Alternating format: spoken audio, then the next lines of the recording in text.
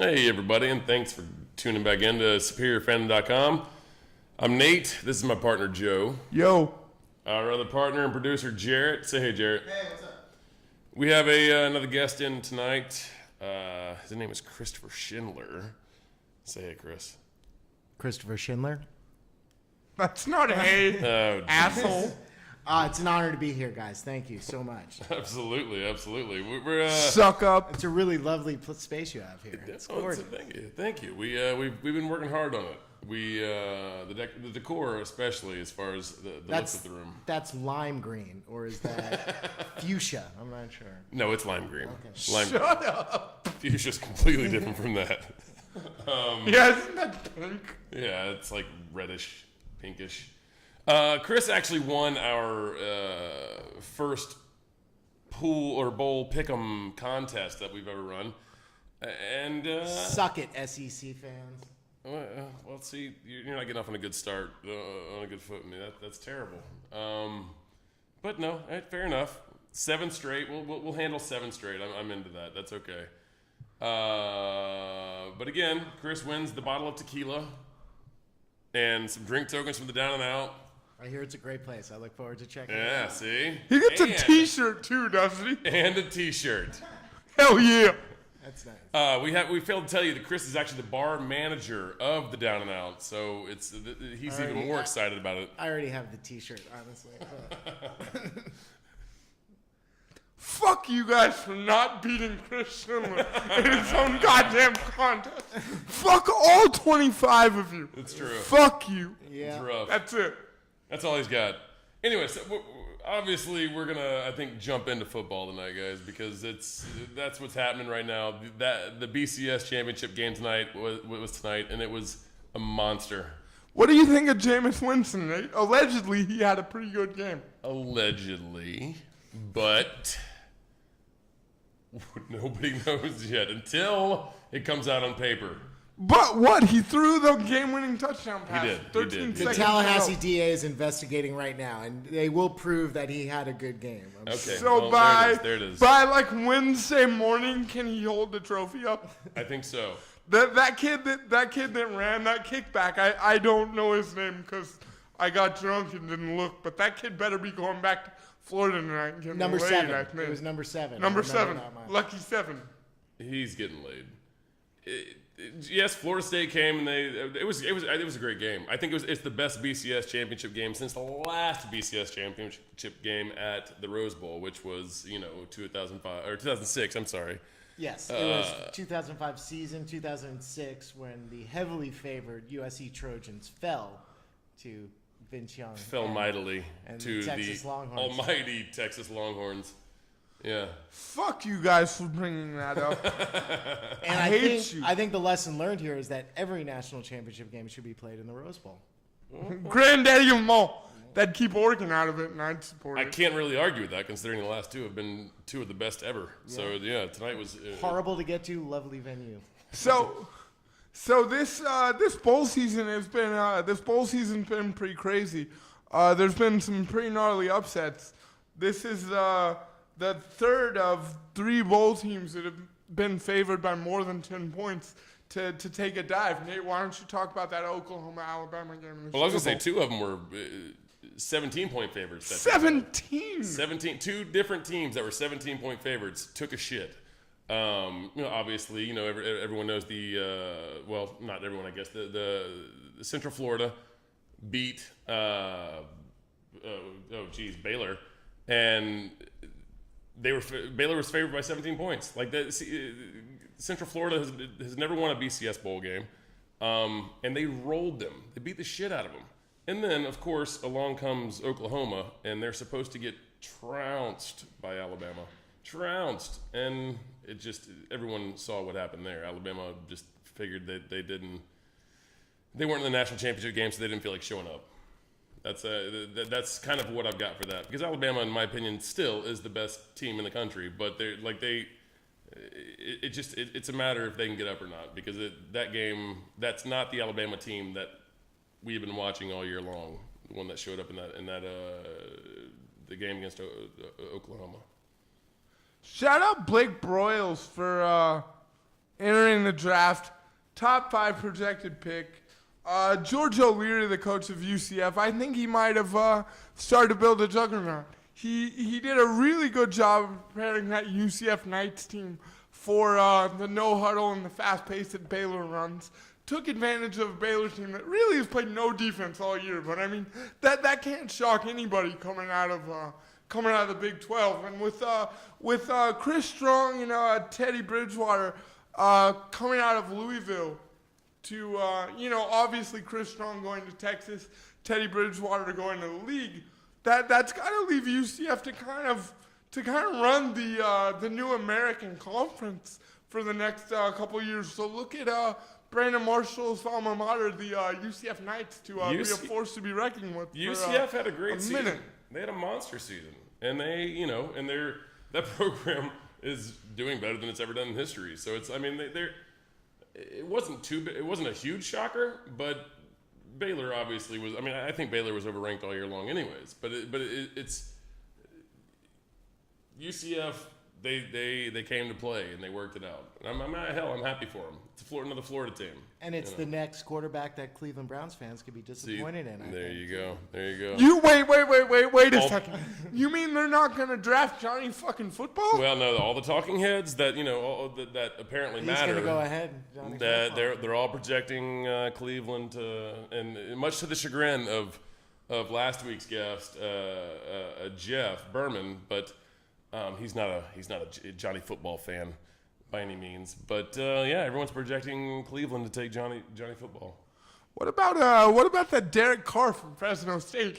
Fresno State's been kind of pumping out the athletes lately with Paul George coming out of there taking control of the Indiana Pacers, and then you got didn't they win a college baseball World Series not too long ago in distant memory? I mean. Fresno State, Highway 99. Like, let's give a little props where props are due, no? Well, Fresno's always been good at baseball. A good friend of mine played for them. So, yes. But the last car that was selected in the draft as a quarterback in the number 1 pick didn't do that well, did he? No, he didn't. Nowhere to go but up, though, right? I'm not quite sure how USC rolled Fresno State as bad as they did. But they, Fresno State was. It shows how little USC cared about the entire football season, their coach, their other coach, or anything. Yeah. They have the talent, but they chose not to play up to that talent at any point during the season. Fight on, motherfuckers! Nate, what do you think of that Alabama-Oklahoma game?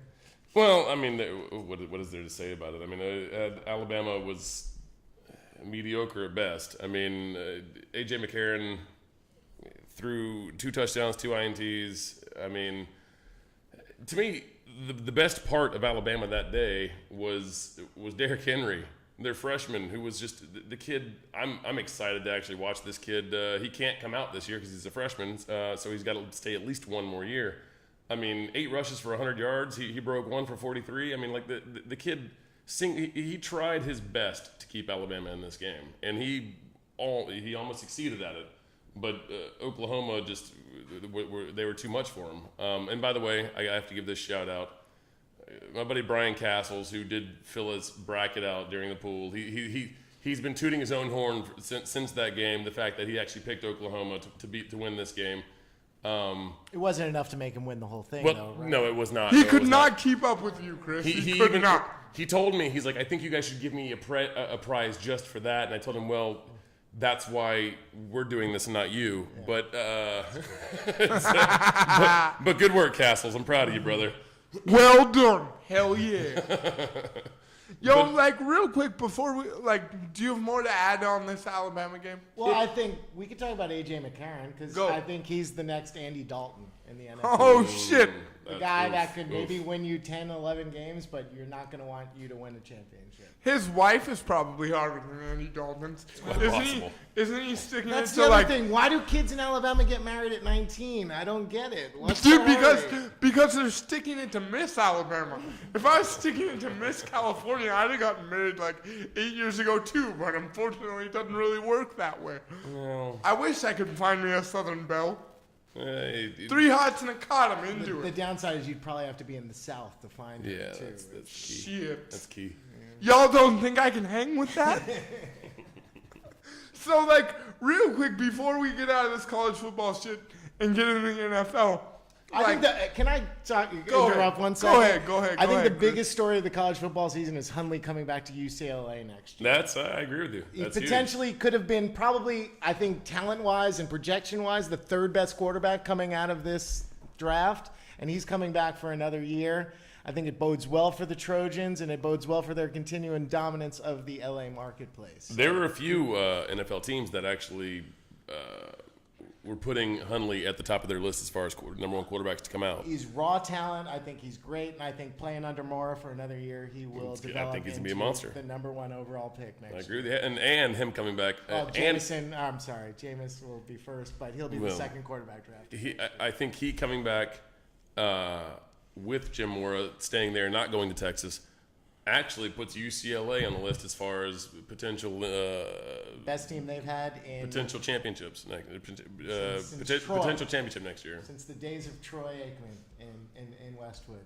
So not that I agree or disagree with any of this, but I just want it to be known that it took 12 minutes into our 7th podcast and a guy from New York to say anything positive about the Pac-12 and the UCLA Bruins. I So, went to UCLA for a year and a half, so I have strong feelings. Troy Aikman made me move to LA. So. Joe is convinced that there's absolutely no UCLA fans whatsoever in California. So There's There not. probably isn't, but there's plenty on the East Coast because we love their uniforms and we got to see them on New Year's Day a lot. So Hell yeah, dude, the Powder Blues, dude. I mean, I can get into it. I mean, I'm a Trojan guy, obviously, but I mean, shit, like, they do have cool uniforms. but they weren't showing them the last game they played. No, they went black. Yeah, what are these? The Adidas sponsorship, I'm not 100% happy with, and I think it was you told me they don't really have a blue, right? We talked about this when I was a Bruin back in the early '90s, and there was 3 different colors. There was the football color, which was the gorgeous powder blue. There was the basketball color, which is more of a royal blue, and then the baseball color was navy blue. So Dude, fuck you guys in your powder blue fucking breakdown. they all fall under Leave me alone. they fall under the category of Bruin blue, but generally, if you looked at them, they didn't look I exactly the just throw up same. in my mouth a little bit. Like, before we get off this college football stuff, I'm gonna take a second For an A-clap? and just give a quick shout out to everybody down in South Carolina that hangs out in Death Valley. The Clemson Tigers. I'm super into that team. Taj Boyd is going to be a steal Taj Boyd's in a monster. the 3rd or 4th round. I was talking to some friends today. I think he would be a wonderful pickup for the Bengals late to reinforce Andy Dalton. They've also got a wide receiver, And Sammy Watkins replace Jr. Andy Dalton. Yeah, I was going to say Who that. I is was going to let a, him finish and then say that. But then you also have Sammy Watkins Jr., who's 1,400 plus yard receiver, projected top 10 pick. Shout out to the Clemson Tigers for beating Being Ohio the second State. best team in South Carolina. That's Hell yeah! an Like, amazing feat. why not, dude? Somebody's got to do it. That's what I got. You want to get in the NFL, Nate? Yeah, we need to go to the NFL. Absolutely. I mean, what the hell? This weekend of wild card games was ridiculous. Some of the best that I can remember. I hate the NFL. Like, no, hate's too strong of a He says word. it every week that he hates the NFL. I'm not a big NFL guy, but Wild Card Weekend has got to be the most fun and interesting weekend of NFL fantastic. football that they have, and these games were phenomenal. I think I heard somewhere that this was the first time on one day where the 2 playoff games were decided by 1 and 2 points respectively. 3 out of the 4 road teams won, which, I mean, albeit with these road teams, not much of a stretch. And, like, shit, yeah, the Saints got You one. guys can't see it, but I'm actually doing a fist pump to Joe right now. What a fairy he is, I Doing think. a fist pump. That's what I'll call that. I'll call that what in a his general fairy. direction. And if the last 3 years are any indicator, we saw the Super Bowl champion play this weekend. I completely agree with you. And And I don't think they they played in Philadelphia. You're a fucking prick. So of all the games that I found most interesting, I think this San Diego Cincinnati game was the most interesting game. I think after Nick Hardwick went out on the San Diego offensive line, the replacements stepped up, and obviously so did their defense as well. And they held AJ Green to only 3 catches. Obviously they picked off Andy Dalton, multiple times. Like only twice, which Andy Dalton averages 4 or 5 in playoff games. So that Wow. Phillip Rivers. Somehow they won this game. Well, there's something to be said for the eye test, and San Diego Chargers passed the eye test for me because I actually saw them play against my Giants in week 14, 15 or something. Didn't they shut him out? The Giants did score 7 points. At the end. At the end of that game, it could have been all the alcohol I had drank and Could have. other things. Could have been. They looked like a playoff team to me, and they proved it this week. They came out and they shut down Cincinnati, which has issues. In order to win a Super Bowl, to go on a run for, don't get me wrong, I think the Chargers looked phenomenal. They impressed me. Their defense actually impressed me. Phillip Rivers had 16 attempts. 16 attempts. He threw the ball 16 times. How many times did Trent Dilfer throw a pass in the 2001 Super Bowl? Can we look that up? Someone get on that. You've got. But 128 yards with a touchdown. Probably 12. I'll give him the fact that he was efficient. He was 12 for 16. But the factor of the reason they won the game is because Andy Dalton had 4 turnovers by himself. That's why the Chargers won the game. He had 3. He had two fumbles and 2 interceptions. No, I think he only had 1 fumble. No, he had 2. Okay. He had 2. I mean, that's. I mean, they had. Well, that's ultimately it. You don't want you want your quarterback to be there to win the game, but you can't have your quarterback lose the game. Of course. If I was a Cincinnati fan, I would be arguing whether. Well, Andy Dalton lost my season for me. I agree with you. Here's the thing. I tend to think Andy Dalton probably did lose the game for the Bengals, but rather than focusing on what Andy Dalton did wrong, what I'd like to do is focus on what the Chargers did right. And this is a playoff mantra that's gone forever. Defense wins championships. And John Pagano, the brother of Colts coach Chuck Pagano, coached the shit out of that San Diego defense.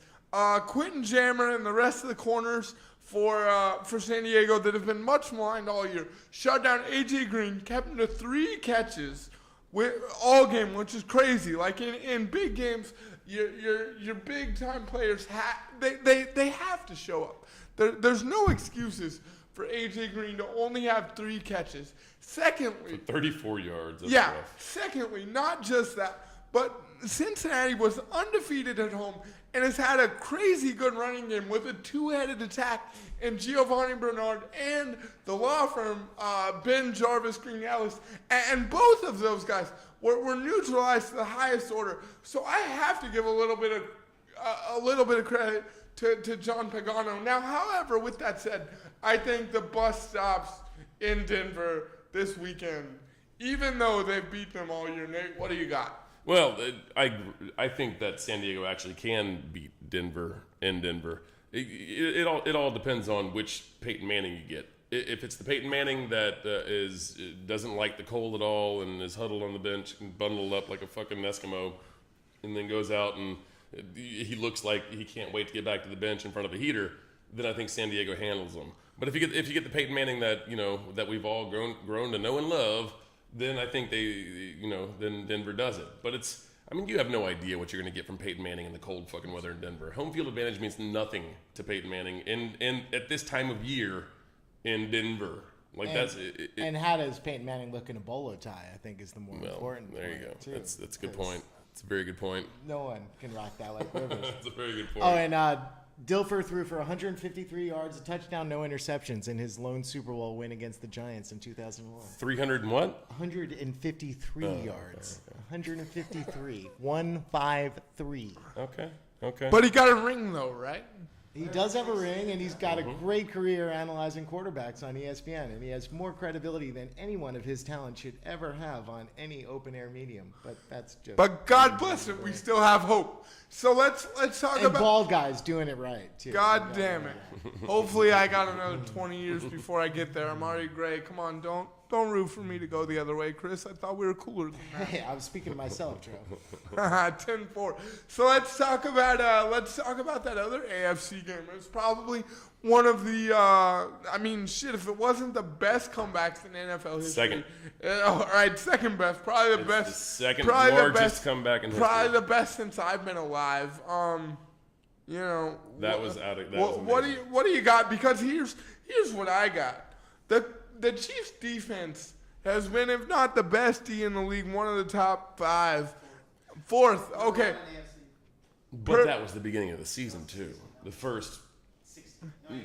Fair enough, but you'd think they could stop the Colts before they hung a 45 spot. It goes to show I would not want Andy Reid coaching my team. How shitty was that clock management? Horrible. It's awful.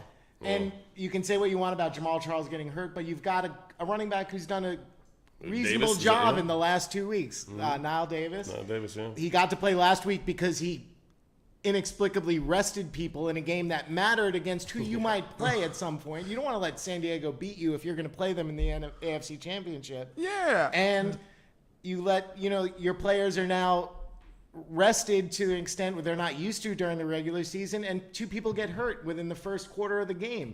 If they were playing, if they were, up to their normal schedule, maybe they don't get hurt. Andy Reid, I was going to school in Philadelphia when he was coaching there. He's not a coach you want to coach you in a big game. And like to that end also, it wasn't even the Chiefs' offense that fucking stumbled. I mean, they hung 44 points up. Alex Smith lined 30 for 46, 348 yards, and 4 touchdowns with no interceptions. He didn't turn the ball over. In fact, Indianapolis made a lot of stupid turnovers, especially in the first half. And to me, it just, if you're not going to win that game, like, what the fuck game are you going to win? I agree. And the fact that KC somehow figured out how to blow this game is just incredible. You're and the fact that they sucked last year, they'll take this year as a positive. Oh, of but course quite they will. honestly, Of course you they should have won that game handily. 31-10 at halftime. And then they scored right out of the gate, 38-10. And they allowed Indy to claw back. And I mean, it's kind of incredible, really. It's really it's an anomaly. Like, it doesn't. None of it makes sense. I don't know if I'd go as far as to say it's an anomaly, because the Colts, albeit not from 31-point deficits or whatever it's been all year, but like the Colts have been coming back from deficits all year long, all season. And I think this just goes to further lament their way and give them more confidence that they can actually beat anybody on any given day. Which brings me to this: with the next week's games coming up, it's Indianapolis versus New England and San Diego versus Denver. Both of the road teams that are going into these playoff games have already beaten the guys that they're facing. So what do you guys think is going to happen this week, for one? And for two, after what Indianapolis did this week, how can you not feel comfortable with Andrew Luck and that squad in any situation? I'm not saying you don't feel it. Of course you feel like Andrew Luck has been doing it all year, but he's been doing it second half all year. He hasn't been a full. And one of the biggest reasons I know this is because I had him as my fantasy quarterback this year, for God's sakes. So that's a bad idea. Yeah. Well, I mean, no. How'd that do you? We had Dalton last year, so this was an upgrade. No, well, yeah, I finished yeah, Jesus Christ. Yeah. Draft better at the quarterback position. No. Yeah, especially in your league. Come on. Don't you pay attention to the point structure at all? Yeah, shut up. Sorry, I digress. All I'm saying I digress. Is that he's been doing this all year long, but this is one of the biggest reasons I think that they can get out of New England.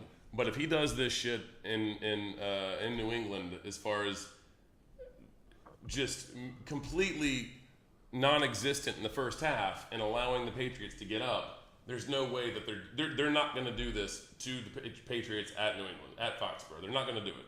They're not. Like New England is a completely different team that's much better coached than the Kansas City fucking Chiefs. I agree with your points in terms of Indianapolis not being able to make mistakes, and I think New England will capitalize on those. Where I think Indianapolis has a little bit more of an advantage this week than they do versus Kansas City on a typical week is I think Indianapolis can take advantage of I don't think New England has a deep threat to put enough fear in the what am I trying to say? I got all discombobulated. I got all discombobulated. What I'm trying to say is New England doesn't have a deep threat to put in the fear of the Indianapolis defense so they can blitz and pressure Tom Brady and put 8-9 guys in the box and take away some of that underneath passing game that New England is going to thrive on as they move forward in that game. And I think that might actually give Indianapolis a little bit of an edge. I'm gonna go on a limb here and say, barring major snowstorms in either location, Denver or New England, both road dogs are gonna win these games. Both road dogs. Wow, he's gonna go San Diego against Denver. Okay. First of all, San Diego has had a horseshoe up their ass for the last 6 weeks, and there's some times where you just can't argue it's just with gotta that. go. And San Diego took a lot of shit with Eli Manning and all the other bad things that happened to him, so maybe at this point in their life they finally deserve something. But Denver, I can't ultimately trust them in any game that means a great deal, and having the week off doesn't tend to help them. And New England just doesn't have the weapons they used to have. We're talking about New England as if they were the New England of 10 years ago, 5 years ago. Yeah. They're not. They're broken. They lost one of their biggest. I agree with you on New England. New England's broken. I agree with you on They New lost one of England. their best defensive players for the rest of the year. So now, I mean, they are going to be struggling, and they're going to have trouble But at the same time, if Luck starts a game the way he finished the last game. I think New England gets blown out in this game. Quite honestly. wow. Yeah, I wouldn't be surprised. I agree with you on Indianapolis. Andrew and New Luck has the England. best components of both of the Manning brothers. Yeah. He's got the gunslinger attitude of Eli. He's got mobility He's a of better John athlete than Elway. both of them. And he's got the decision making of a Peyton. He's a very cerebral quarterback. The guy went to Stanford. As much as it pains despite me. his horrible comb over, and he's got to let the fact go that he's losing his hair, and people can see above him when cameras are focusing on him. He's a great quarterback. He is. He's much more athletic than both the Mannings. Nate, what do you think about the NFC?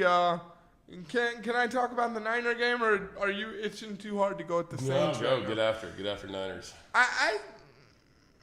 The Niners, like, first of all, everybody been kind of talking shit on Colin Kaepernick all year. Colin Kaepernick had 320 plus all-purpose yards. I think that was a difference in the game. Aaron Rodgers went for like 177 in the air, and that's all good. Like, it was cold and terrible outside and shit. But Capper with the 98 yards, like that. That's exactly the key to this game was the 98 rushing yards. He outrushed everybody on his fucking team. That's why they won. Hell yeah, it was. No, that was completely the key. Yeah. The Niners had 5 or 6 plays over 20 yards. And his arm is strong enough for Yeah. bad weather. Oh, of He course. threw some cannons. and accurate too. Like and that Rodgers missed a couple balls. Yeah, just totally. Because they floated. No, and other things. it was an accuracy thing. It was a timing thing. The Packers had 2 plays over 15 yards, where the Niners had like 5 or 6 plays over 20, and it's just those big.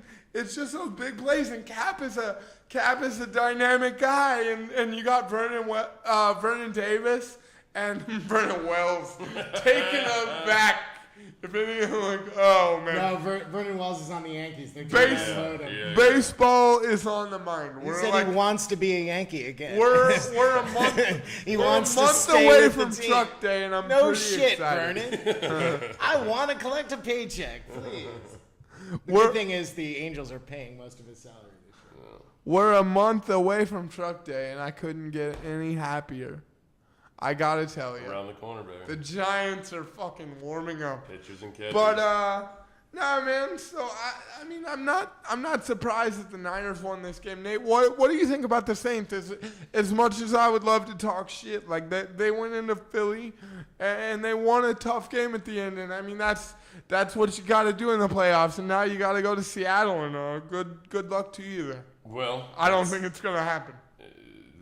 Both of them are shaking their heads. I love it. That's fine. I dig that. No, you don't. We had Mark Ingram decided to finally show up, and I'll tell you what. If Mark Ingram can actually get it together, our ground game is Seattle has been exposed on the ground all year long. They have. Like Tampa Bay went in there and ran. So you're saying the backwards key and to the Saints winning is it's Mark not- Ingram? No, I'm not. No, I'm not. I'm saying if we can actually get our running game. If Mark Ingram can actually be a factor, fuck you. I've waited for Mark Ingram to be a factor all season while he sat on my fantasy fucking bench, and he never was. Well, that's because he was Can we injured say half fuck? the year. That was, yes, we can. Okay, That's your own fault for drafting Mark Ingram. I could have told you seemed not like to a do good- that. Fuck you! I drafted Mark Ingram and it Both got me to retarded. third last It's, year. but no, that's. I picked him up after he had that big week. This is my. I'll tell you why I'm not as scared as I should be. Is the fact that You drink a lot? Well, besides that, is Arizona just went into Seattle recently and stomped the shit out of them, handled them. We manhandled Arizona when they were at our house. When they were at your house. Which Yeah, is, no, absolutely. But we have that film that was 4 weeks ago on Arizona. They're studying the shit out of that. We're gonna go in there. We're going to figure it out. It's going to be a much better game, I guarantee you. Than in the last game that we lost to them, it was basically our. It was mental mistakes. It had nothing to do. We shut down Marshawn Lynch. Marshawn Lynch was a complete non-factor. He rushed, I think, 35 fucking yards on us. As long as if we can figure out how to get to Russell Wilson and just maintain, not let that little bastard run all over the place. I guarantee you it's going to be a much closer game than everybody thinks.